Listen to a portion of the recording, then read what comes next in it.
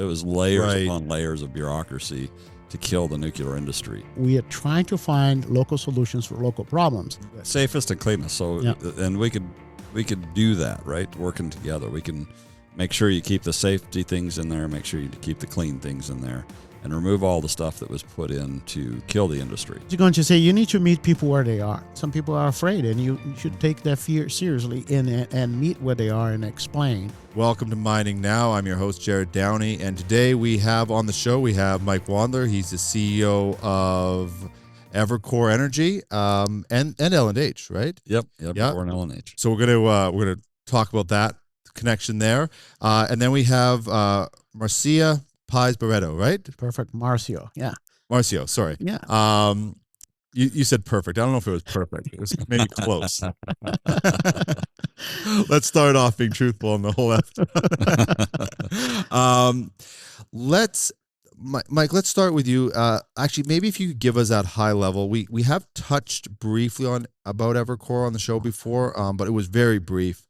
And that connection to L&H. Can you maybe just give us sort of the macro of how everything came to be, why Evercore came into existence, and then go from there?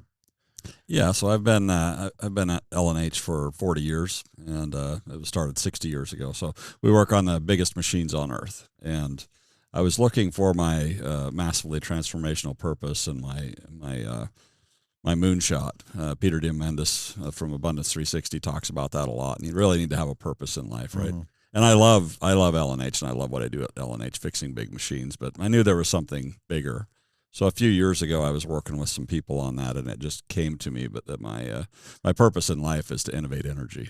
And when I found that, it seemed like everything I'd been doing up till now. I started working at L&H when I was 14, and everything I was doing up till now set me up to be ready for this time in the world when they need a lot of energy, and I'm set up to help innovate energy. So that's why my purpose became innovating energy. And out of that, I met Marcio working with the state and doing product development and growing and diversifying the state of Wyoming's economy. And at that same time, the TerraPower, an Atrium project, was coming into Wyoming.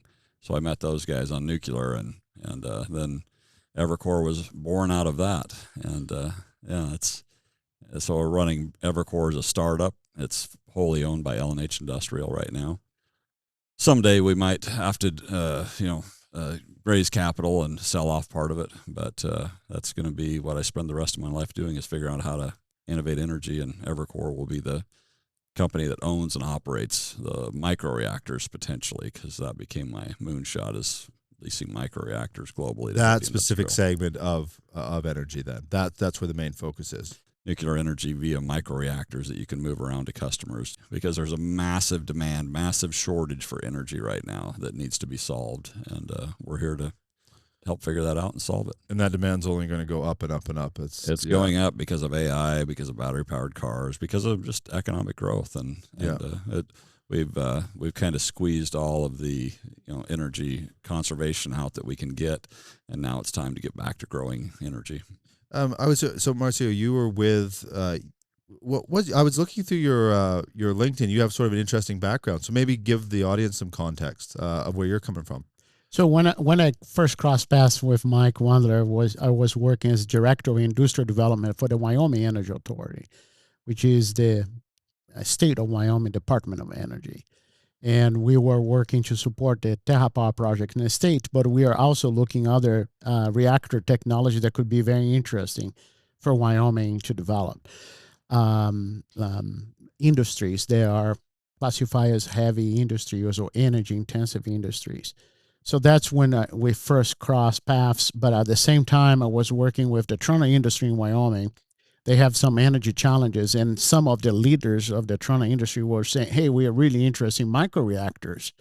And I was like, "Oh, interesting. Let me go back and see what a microreactor is it can offer for you."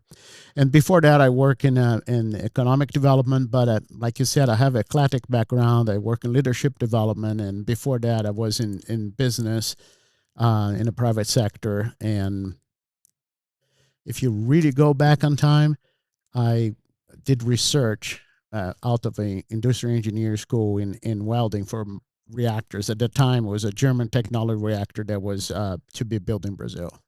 So the question that comes out to me right away is I think we should clarify these units. The end goal is these sort of smaller modular units, right? Is Yeah, that when you so the most interesting thing to me when you talk about micro, there's lots of different definitions for a micro right? reactor. Mm-hmm. To me, if we can ship it on a few semis and we can move it to a location and set it up, and then if they don't need it anymore, we can without we don't have a lot of fixed plant. We can pick it up and move it to the next location, because when you're talking about mining or any heavy industrial, they have 10-year plans, sometimes a little bit longer than that, but they these microreactors can potentially last 50 years.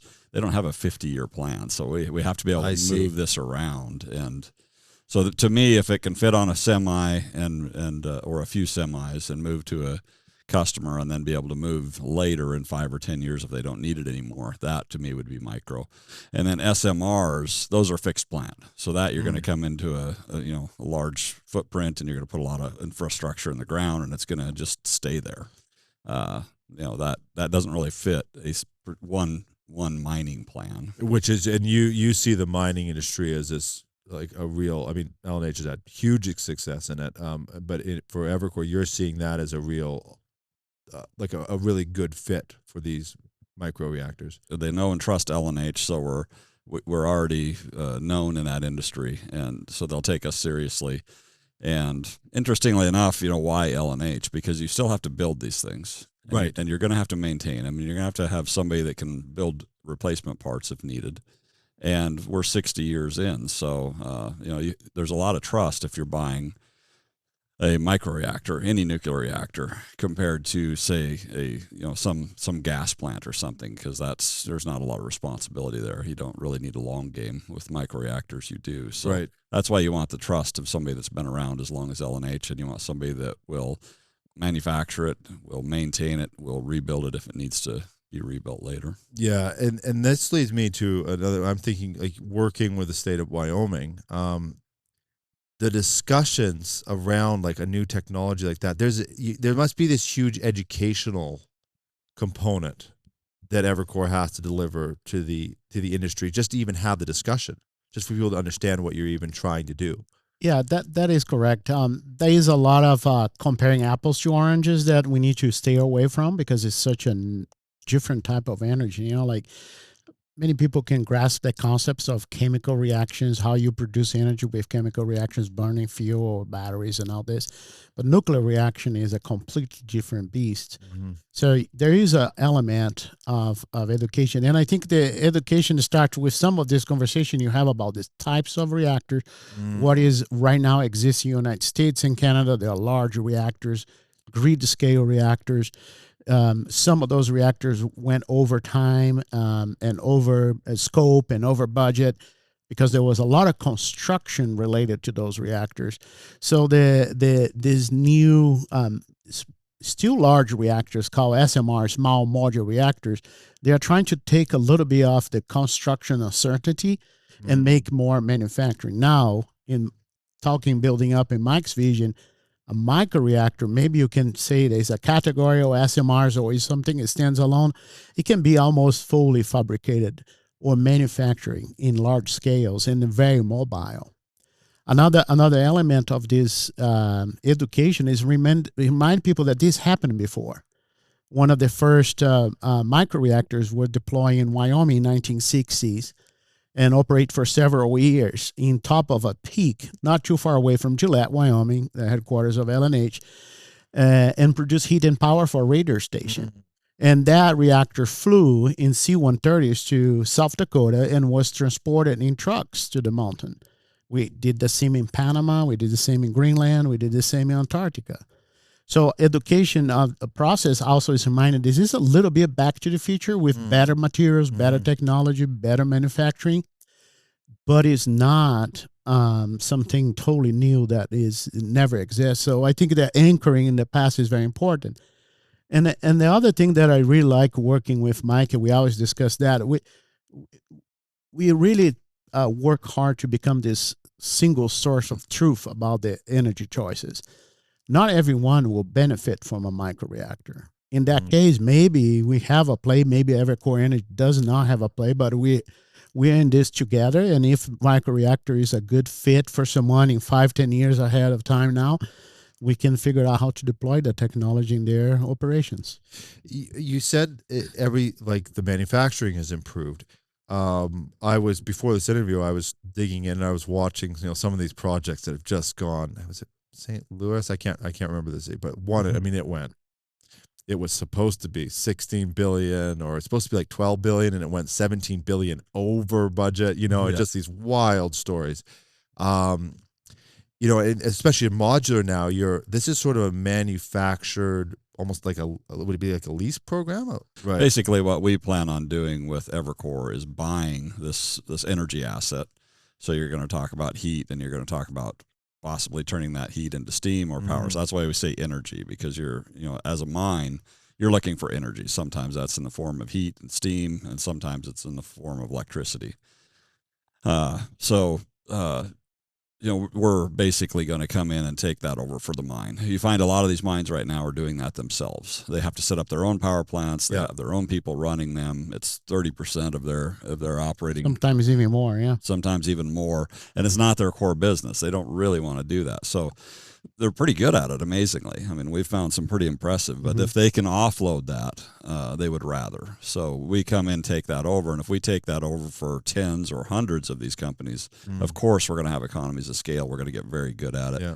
But more than that, as Marcio just said, we want to just tell them the truth. So we want to be the company they call when they're looking for the truth about energy. So their question is, here's what I have right now as a mine. Here's what I want. Here's where I'm heading. I'm either growing, or I want to, get rid of carbon, or I want to do something else. And how, what's the best way to do that? Is it nuclear? Because that's usually why they come and start talking to us, is they want to understand nuclear. And we not only want to be able to say, here's how nuclear would fit your operation, but here's how gas would fit. Here's wind and solar and batteries and any other potential. And we want to do that with AI and with the experience that Marcio has, and anybody else that we can gather up, and all of the latest digital and artificial intelligence tools to basically prescribe, hey, mine or heavy industrial customer, here's all your options. Here's all the pros and cons to that options. Here's the direction you should go based on what your company cares about. Yeah, and now, I mean, multi-source energy is everywhere right now. Now it's in such demand because there's not, this, like the grid, there's not this huge expansion of grid power now. Right. Things like that, right? They're running out. Yeah, and then if you think about local solutions for local problems, a lot of times a mine is in a region in Canada, United States, or Alaska, and maybe we'll start mining in Greenland. You need the energy for your process, for your operation right there. And sometimes if you depend on a grid, first of all, in some of those places, the grid is not there. And second, the choices of the energy, how the grid grows, are totally outside the control and influence of the mine. Right. That's why you see such a big growth in cogeneration. The mine takes over something that is not in their core business because they need that energy. In Australia, for example, some mines start their own utilities, their own grid, because they need the energy to move the earth to get the materials and minerals out. So when you take the approach of, we can provide you the energy independence that you need, but without the onus or need to have a large amount of workforce in the mine to operate these energy generation assets, to move fuel, and to navigate this complicated industry that is not part of your core business, that is where we can add a lot of value. So what I want to do is I kind of want to tie this back to what I was starting to ask, is that technology, the manufacturing of it, how much, 60 years ago, how much better has it got? Is it, obviously you don't know the exact percentage, but is it 10% better? Is it twice as good? Were the issues before, were they design issues? Were they, what was sort of driving those, those quadruple prices and things? Like, what do you have now that you didn't have back then? I will make an attempt here to make a parallel. How did you grow up listening to music? It was totally different. Mm-hmm. The music is the same. The physics, all this is the same. It is that different in technology. Yeah, it's a huge improvement of technology, but not in what happened inside the reactor, not in the systems. You can open a book from the 50s and 60s and see most of the reactor designs there. Some were tested in Idaho National Lab, others were tested by the Canadian nuclear laboratories. So you have those technologies, the physics of the technology all figured out. How do you manufacture new things? And these machines we saw here around LNH today, a lot of those, they use the same principles of the old machines from the 50s, but they have more digital technology. They're built with better materials. They're smarter. That is what happened with the reactors too. I see. So now so let's go to a module. You said 2 trailers maybe would be, you said a couple. Yeah, I don't care how many trailers, 2, as long as 3, it's movable. Yeah, okay, movable. Yeah. So that technology, is that how feasible? Like, are you still trying to figure out if it's feasible, or do you go, no, this is something like the technology, like now there's different versions of, you might be on Spotify or Apple, but the technology's there now. Yeah. Is it there? Yes. Yeah. The technology is there. What is not there yet is perhaps the supply chain, is the order book. Yeah, the order book is a problem. And Canada is very blessed with lots of fuel, uranium, most Saskatchewan. So the fuel is there. How you fabricate the fuel rods, all this needs to be restarted. But the technology is there. There's a little bit of a chicken and egg problem here. Who is ordering first so we can start doing the investments? Right. But the technology is there. And then you're saying, but you're sort of solving that by, if you can then take the asset back, well, that sort of solves that long-term problem.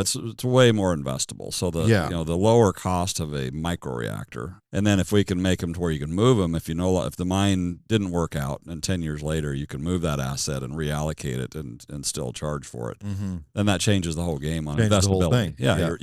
Your risk goes way down if you can reallocate the asset. So it kind of reworks that chicken and egg scenario a little bit, is the hope. And then Evercore, really what we're doing is trying to aggregate demand, because really we have to go out and find customers and match them up with microreactors. At the same time, we're working with microreactor companies to say, what are you going to offer? And at some point we will become the conduit to say, here's what these tens or hundreds of customers we have need. Now, who has the matchup to that? I see. Will you supply something for that and get real orders from real customers with real contracts and match those up to the demand signal? So that at this point, you're not just attaching yourself to one specific design. You're looking for a solution as the conversation. We're going to remain agnostic to actually even whether it's nuclear or something else. We really want to innovate energy, and we really want to. We will only tell the customers the truth about all of the energies that we're aware of, and which ones fit them, and what the pros and cons are of those. That's what we're going to do. That's our mission, vision, values. There must be, you've touched on mining quite a bit, but there must be a fairly big scope. I mean, going back in the state level with infrastructure projects. I'm trying to think about it now. I'm drawing a blank. Manufacturing facilities. There must be a lot of other use cases for this. Yes, and I think energy-intensive industry is a broad umbrella to categorize that. But I think that everyone that is energy sensitive could be a good candidate for microreactors and nuclear energy in general. Why? Because nuclear energy is very steady. You don't have the fluctuations, or it's an old saying that the sun is not shining all the time, the wind is not blowing. And it's the same with gas and coal. Sometimes you depends on that fuel source. In nuclear, your fuel source can be inside the reactor for 5 up to 10 years in some of these microreactor designs. So you have a lot of stability of and assurance and high capacity factor that energy is coming to you. So that is one of the aspects of this opportunity, is to not just take out of your hands something that is not in your core business, but come back with bigger reliability, bigger security, and stability for your business model. One last comment on this. Can you do this with other technology? You could do that with coal. You just need a pile of coal big enough outside your facility. You could do that with natural gas. You just need a constant flow in a pipeline or liquefied natural gas. We are not totally locked in microreactors. It's just a very compelling offer. Right. However, in some places they might need an energy solution right now. So can we create with this end user, with this mining clients, a pathway for the microreactor deployment? I see. So you basically have a plan that short term, sort of the short term, what the demand is there, fill that demand, and then set them on a path to convert. Yeah. And right now for that short term demand, natural gas looks very good. Okay, I don't know who wants to kick this off, but I want to go into, there's this, it's called energy trilemma is this term that I heard. It's actually a new term to me, to be honest. Maybe I'm a little out of the loop. It's Marcio's term. That's what's new. Oh, I see. Okay. There we go. No, it's not my term. I appropriate it. I laterally innovate it. Oh, did you say laterally innovative? Yeah, that's great. I'm gonna boil that. And but can you explain what? So I was looking through the notes. What is that? What does that sort of mean from these organizations and companies' perspective? Well, the best way I have to explain is you cannot have all of those three things. What is an energy trilemma? Is one of the corners of that trilemma is affordability. The other one is sustainability, and the top is security. So you can have energy security, you can have energy affordability, you can have energy sustainability. You just cannot have all at the same time. So let's use a few examples. Countries all over the world focus a lot in sustainability, which is important. I don't think anyone claims that I want intentionally to pollute or make the world a worse place, but there is an important aspect of sustainability. If you pull things too much towards sustainability, what happened with affordability? It decreases. Mm-hmm. What happened with security? It decreases. So what is the optimum balance? It goes back to a comment I like to make is about we are trying to find local solutions for local problems. Mm. So each industry, each community, each region, each country will put different priorities in those three aspects, factors of the energy. And then how this connects with nuclear, it's just nuclear is really good to find the optimal balance between the three. Mm-hmm. I want to, there's a question, just because we are a little bit limited on time, there's a couple things I really want to get to. The one is just sort of a personal question, an educational piece, is that especially in the U.S., there's from the current administration, there's a lot of we're drilling. We're pulling energy out of the ground. Yep. Does that challenge the pivot to nuclear, the adoption to pivot to nuclear power, or does that make, or now the economy is going, so people are willing to invest more, and they can start to think more long term? How do you sort of see that playing out in this space?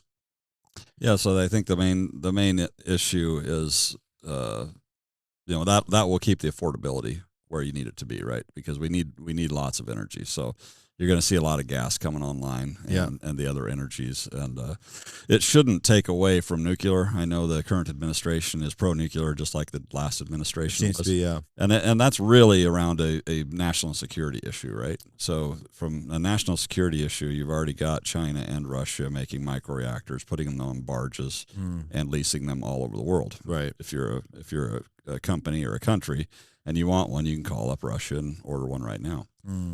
A world full of Russian and Chinese microreactors is not a good world, not for us or our allies. So somebody that's the United States or one of our allies needs to step up and compete with that. And it's doable because a lot of the people I talk to around the world that could buy those reactors from Russia, they don't trust them. So we have an opportunity to say, we can offer that too. And here, don't buy theirs. Buy these ones from the USA or one of our allies, and let's fill the world. So there's those. a global demand as well as a localized, and then that there's a national security and a issue, local yes. security of having the power secure, right? Exactly. On a local level. So it's kind of it's multi-tiered on both sides. Yeah, in the U.S., we've really been spoiled my entire life on energy. Right, we've had cheap, abundant energy. It's always there when the lights go on. Very few times.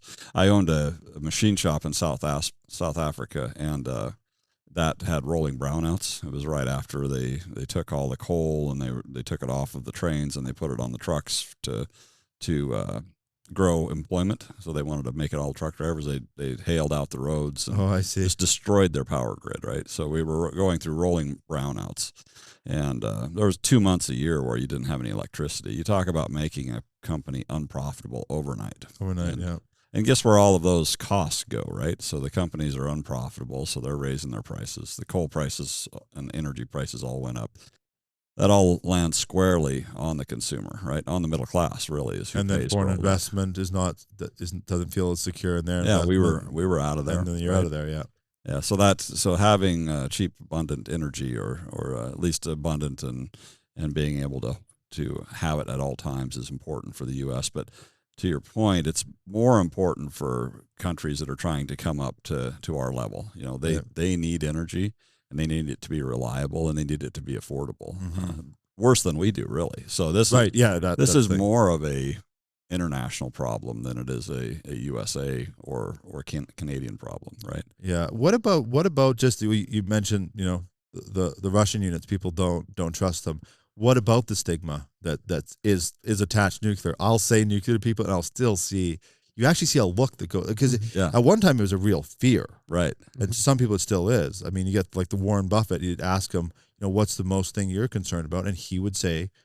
I mean, he'd say nuclear war, of course, but then people do that association. I mean, it's quite a powerful thing for people. What is that? I mean, I feel like it has shifted quite a bit, but there's still a certain element of education, especially if you're talking modular units, going out to these sites and things like that. Yeah, we want to keep educating people, and one thing that people have to understand is all energy is nuclear energy. It all came from the sun. It's all baked in with the science of it. It's all nuclear energy, right? So when you start talking about nuclear, people are afraid of radiation, right? Well, we need radiation. My father-in-law worked in nuclear power plants, and I was going to reunions. He was running the original microreactors that were in the South Pole and Panama. All of the people that he worked on those reactors with, and they didn't have those back in the 50s and 60s. They didn't have near the regulations and safety that we have now. They all lived longer than their siblings. So there's a fact that nuclear energy is the safest energy in the world. It's right there. If you talk about the number of people that died with nuclear energy, it's right there with solar energy. And nuclear's been around a lot longer. So it's incredibly safe and incredibly misunderstood. And like you said, it's, people think that a nuclear reactor can be a nuclear bomb. That's two completely different when you talk things. Solar, nobody associates that with, they just associate it with some things on a house or maybe a big field. Like it's a different association, right? Yeah, the way 3 Mile Island was taken care of and talked about caused a lot of that psyche problems. That was this terrible leadership, terrible communication, and it set the wrong tone about nuclear energy at that time. So we're still trying to recover from that, but it's coming. Like you said, we run some nuclear 101s for people in Wyoming, and Idaho National Labs does that. They do a wonderful job of it, but a lot more education needs to happen, and having people run it that the average American trusts is important. Well, sorry. I was going to say you need to meet people where they are, and the Nuclear 101 is a great introduction to a company or a region or a community about what are the benefits, the challenges around nuclear energy, and take serious this. Some people are afraid, and you should take that fear seriously and meet where they are and explain what really the facts are. And not impose things and in the end, I think that is a way more productive conversation than minimizing the fear and then trying to push a project forward. I think you need to embrace that, bring people to where they are. There is a clear association in people's mind that if something has a fuel source, it's dirty, it's danger. Yeah. If there's no fuel source, but think about even going deeper in conversations about physics and thermodynamics. You cannot underestimate the power of the regular person of understanding things and being It's very smart about it. I talk to people about this a lot. I've said like mines that have like, and this is a little bit more in Canada. I'm sure it's happened here, but just I'm familiar with them. Mines who have they have not gone technical enough with the the local community. They've kept it a high. Oh, it's going to bring jobs. It's like, oh. And then also someone on the other side goes, it's going to bring dust. We don't care about the jobs anymore. We don't want dust, and it killed, like it really affected it. Yeah. Like, people were talking about it in the community. I heard part of the conversations. I heard it. And they had a great dust program, but they hadn't gone technical. They hadn't shown. It was actually an incredible program that they had set up, but people didn't get a chance to really hear it. And I think you're exactly right. You go on YouTube and watch. I was watching nuclear videos. There's thousands and millions of viewers on there trying to learn about it. People are interested. People want to understand.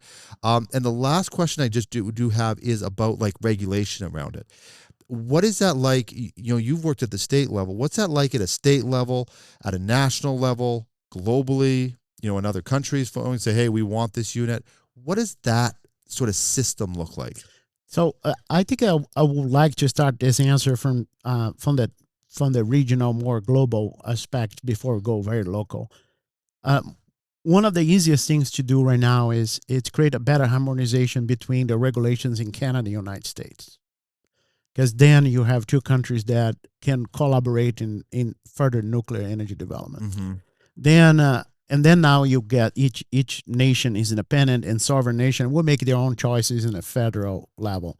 I'm not very familiar with what's happening in Canada in the federal level. In the United States, depending who you ask, you're going to say that there's too much regulation. It's almost like a sanction in the industry we need to deregulate totally. I think that there is a happy medium. Right. We have a fantastic tracking in the United States about not having nuclear accidents. What happened in Chernobyl will not happen with American technology. So we need to maintain that high standard. But at the same time, it needs to become more affordable. And then right now, the regulations is one of the main causes of high costs. So give you a very... Is it? Yeah, it is. It's a very significant cost for development. I will give you an example, a very simple example. Let's imagine we got a mine interest in putting a reactor in their site in partnership with Evercore Energy. One of the first initial things we could do is do an early site permit, meaning we're not sure what technology we are going to put there. We are pretty sure that this site is a good site. Let's start this process. The average cost of early site permit in the United States based in previous projects, previous reactors, is $2.7 million. So just to start a conversation, it's like, we'll like to put here, we'll engage the community, we do all the environmental studies, all this.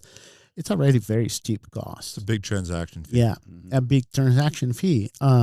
So I think that there is a happy place for a happy medium, if you will, that we're not sanctioning an industry, but let's not also throw away the baby with the bathwater. Right. We need some keep this track record that Mike said of the safest industry very, very good. Safest and cleanest. So, and we could do that, right? Working together, we can make sure you keep the safety things in there, make sure you keep the clean things in there, and remove all the stuff that was put in to kill the industry. Right. It was layers upon layers of bureaucracy to kill the nuclear industry.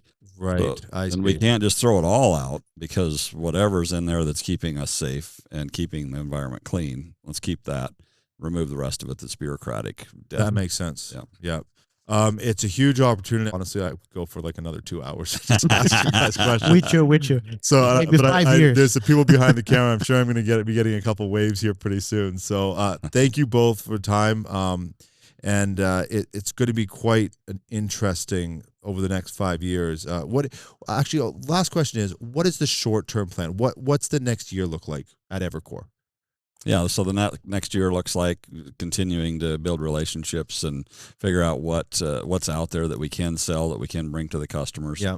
And gathering up customers that need energy and collaborating with them, learning from them learning from us, and figuring out our way forward. Yeah, I could not agree more. Start working together to find what is the best pathway forward in terms of energy for you.